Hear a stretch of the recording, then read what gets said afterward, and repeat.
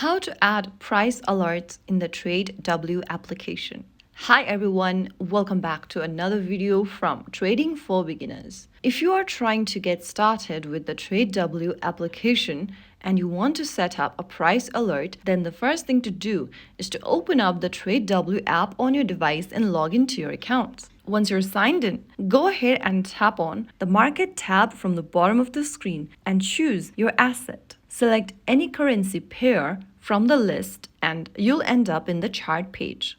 Select any currency pair and go to the bottom left corner and you'll find an alert button. Tap on it and then go ahead and make sure that you have turned on notification for your TradeW application. If you've not done that yet, you'll see a small message in red that says new message notifications are turned off at the top. Tap on it and then simply enable notification for your TradeW app. Follow the instruction and switch on the toggle menu under notification or right next to allow notification and get back to the app. Once you're here, tap on the bell icon at the bottom left once again and you'll be able to see this pop up where you need to go ahead and tap the drop down where it says price reaches. Now select whether you'd like to be alerted while the price reaches, price rises, price falls, increases or decreases. Just select one of them.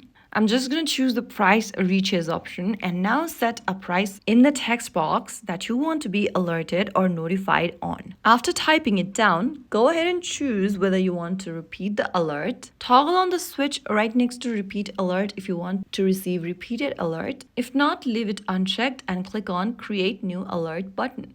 Now you have successfully created a price alert for the chosen currency pair. Price alerts make trading less stressful and more strategic, perfect for beginners and pros alike. Keep learning, stay patient, and happy trading. And yes, if you found the tutorial to be helpful, don't forget to like, share, and subscribe to our channel for more easy tutorials like this. I will see you again in the next video. Stay tuned, and thanks for watching.